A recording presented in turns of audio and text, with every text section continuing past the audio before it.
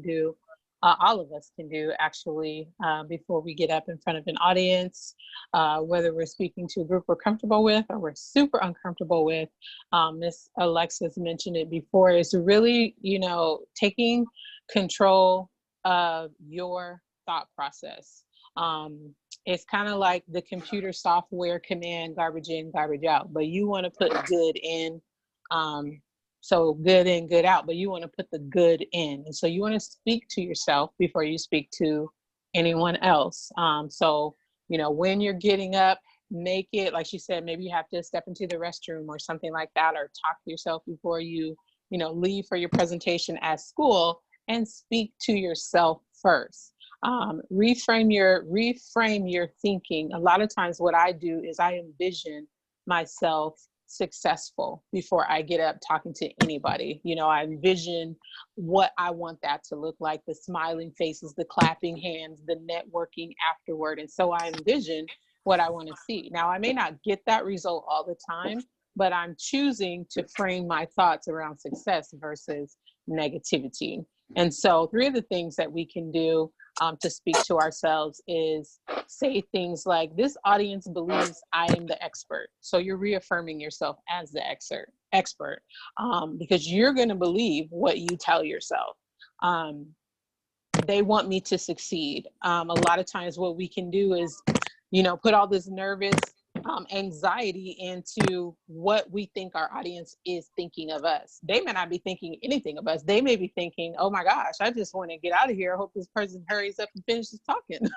However, it's good to frame our audience in a positive light as well. They want me to succeed. They don't know what I'm going to say. So again, just reaffirming I am the expert. One of the reasons why we do the I am statements is written right here, is to help us to formulate, affirm, and perpetuate the stories that we tell ourselves. What you tell yourself about you is what you're going to believe. And at the end of the day, we want to reinforce the positive. We want to reinforce the good, stories about who we are, who we can be, and what we can do. And so we want to be able to not just do these on Thursdays, but hopefully find some that really encourage us and speak those to ourselves every day. And what I found personally in my own life is that, it sounds kind of cliche, like, oh yeah, whatever. But really, the reason behind affirmation is because what you put into your brain, again, is what you're going to believe. And so you got to decide what you're going to believe about you, what you're going to believe about your audience, and what you're going to believe about that outcome before you get up before people. And if you can do that, then you're on the right road to success. So the next slide here, we're going to do an icebreaker. So hope you guys are ready to go. So here's what we're going to do. This is called the Crazy Job Interview, and it's a little bit of improv and public speaking in our safe little space here. So each of us is going to take turns convincing the other one that they are the best candidate for this imaginary job of superhero. I chose superhero because I think that we're all superheroes in some way. So you have to talk about the things, and explain why, what makes you a great superhero for the job. And if I'm missing something out, Miss Alexis, please jump in. And I think since the job is superhero, each of us can say something that makes us the best candidate for the superhero job. Does that sound good to everybody? Yep. Yeah. Okay. Okay, cool. So I'll take it first and then someone else jump in. So I'm here to talk to you today about the superhero position. My name is Kimberly Lee, and I'm with Your Empowered Lifestyle, where I love to walk people through their pain points into power thoughts that help them to increase their self-worth and value their life vision and empower their personal voice. I also enjoy helping people to walk through their pain points and come into a place of making better decision making. I do this by speaking publicly. I do this by life coaching. I do this by facilitating classes for students. And that, I believe, is what will make me a great superhero. I also love to do TikTok videos and tell corny jokes that usually no one laughs at but me. So please let me know when you would like to get back to me for the job. Thanks. Great. That was really good. You wouldn't even know that I was nervous. Who wants to go next? All right, who wants to go be the next superhero? Should we get a superhero power or just be a superhero? Yeah, let's do a superhero power. Ooh. What power? Can we Yes. make people disappear, or what's the superhero power? Do you all I would want to be fast. Okay. Fast. So explain why you should be the super speed. I forgot what the name for whoever's fast, but Flash. Flash. Flash. That's right. Why should you be Flash? Flash. Because I'm lazy, I guess. I'm slow. I'm the opposite of Flash, basically. I'm the turtle. But you're so If we're talking about movie based. But why? Okay, we were trying to convince us why you should be Flash. Yeah, you want the job. Well, I want to be a Flash because I really, really legit want to be a Flash. I want to improve my pace. I want to improve how I interact with the world. So, but I'm not Flash yet. I'm not. I'm still like semi-Flash. Okay. No, for me, it's not about a job. It's something that I would like to be. Obviously, it doesn't exist. Being a Mr. India, which I mean is invisible. People doesn't see you, so you can take anything that you want, do anything that you want. I don't want No. Go She's to going on any the dark restaurant. web. That's exactly what it is. Scary. So if I had superpowers, I'm gonna be like, oh my god, I do those stuffs. I can be so perfect on it, you know? Okay. We're gonna help us if you're invisible, right? That's the objective. Are you going to help people too, Bushra, in your invisibility? Me? Yeah. Me? Possibly help people. Obviously. Okay. Obviously. Okay. I was making sure. I'm not gonna be selfish on it. Yeah. How about What you? about you, Ev? To be honest, I would say speak to animals so I can communicate and understand them. Okay. Mm. And how could that be beneficial for everyone? I don't know, just like if someone wants to understand an animal because if they're going in pain or they're suffering or they're happy, then I could translate them. Nice. Like zoologists try to understand them when really they're just doing the wrong thing. Like who knows what an animal wants, really. Right. So I could just help translate. Nice. So I take it you like the movie Dr. Dolittle. Yes. Is that something that you're looking forward to getting into, or just It's just a fantasy that, yeah. okay, If I gotcha. could if I can hear an animal speak, then Yeah. that's something I would have. That's amazing though. That is. Yeah. That's pretty awesome. Yeah. All right. So Miss Alexis. I would say my superpower, I would love to be the power of persuasion. I believe persuasion can be beneficial for everyone because I can talk out major leaders from doing, or I guess, very horrendous stuff to their civilians. So I can stop wars. I can talk out and break deals down where people can compromise more easier. Mm-hmm. And then with that, it has my own benefits as well. That I'll try to use it for good. All right. Very cool. Okay, so those are some excellent superpowers, everyone. So our next thing that we're going to talk a little bit about is social anxiety, which most people have in settings where they don't know people. So social anxiety is the fear of social situations that involve interaction with other people, the fear and anxiety of being negatively judged and evaluated by other people. So obviously, the less you care about what people think of you, the less social anxiety you're going to have. We can use, when we have social anxiety, we can self-sabotage, meaning that we disrupt our life to get out of the obligation.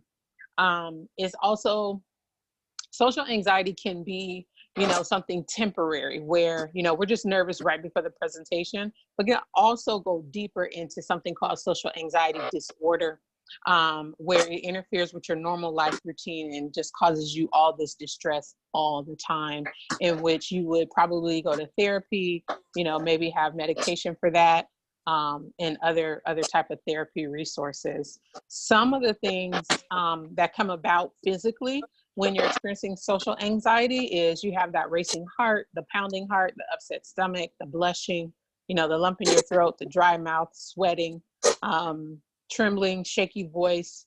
You can also start really getting into your thoughts and getting into fear. And so you start feeling like you're judged by others. That's a big one. You can feel humiliated, embarrassed, tongue-tied. You can feel like, I'm making a fool of myself. Or start feeling like you're unattractive, boring, et cetera, et cetera. Next, some of the behaviors tied to social anxiety is we avoid social situations. Like, we're always making excuses and turning down invites. We either arrive late or leave early. Some people, drink or smoke so that they can get prepared for the situation and feel like, they can deal with it, they can cope with it. Here we go. They say, oh, can I do this? So they don't have to make small talk or conversation with people. And this is different from just being an introvert.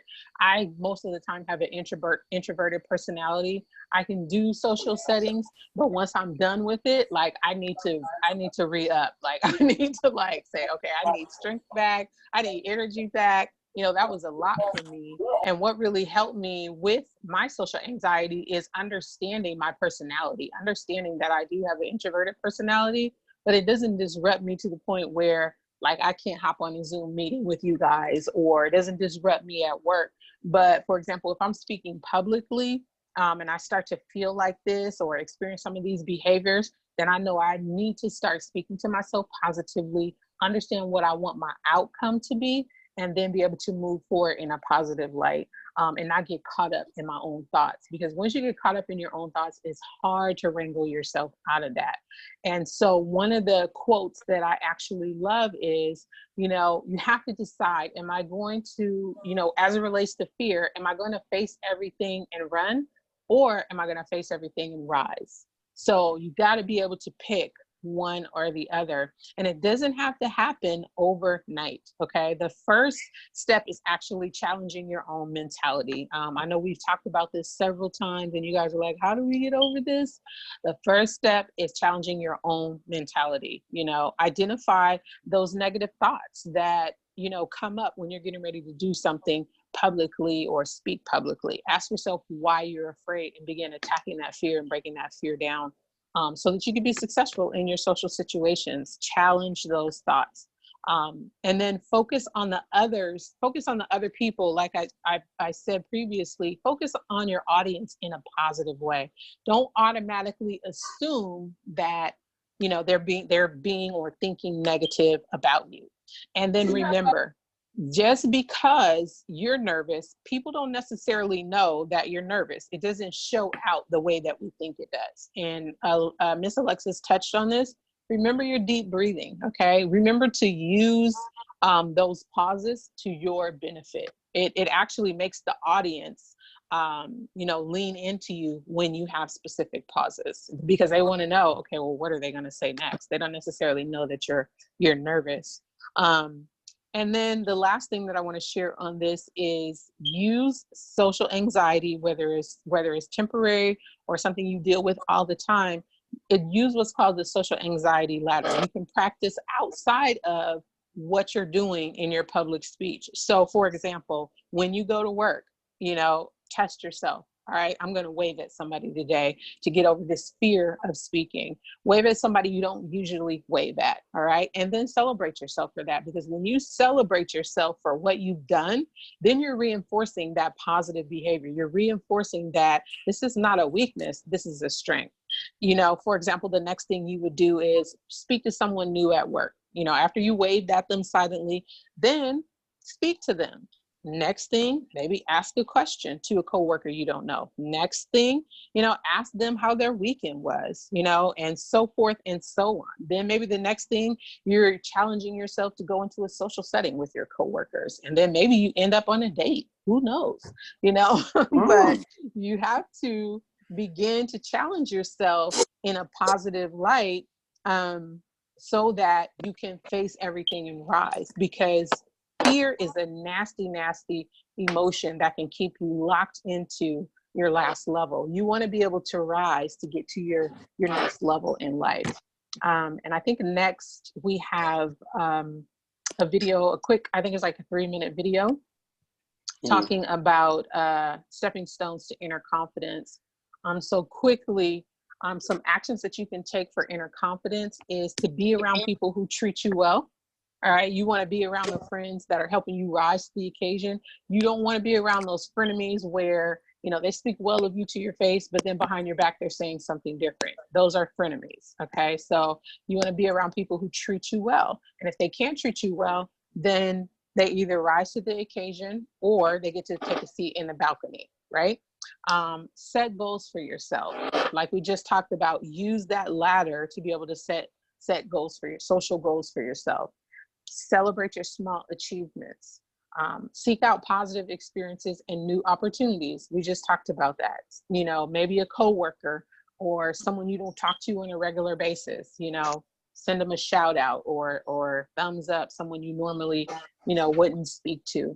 And then this is a big one for me. When I find myself really in my own negative cycles, own negative thoughts, I say to myself, okay, who can you give to? Who can you help? Because when your mindset is constantly on your negative thoughts, you're going to get stuck in that, and you're going to spiral out into sadness or depression or whatever. So this is a good ticket out of that, is to find out how you can give a kind word, find out, you know, maybe how you can help someone else, serve in an area where you normally wouldn't. And that's going to help you get your mind off of yourself as well.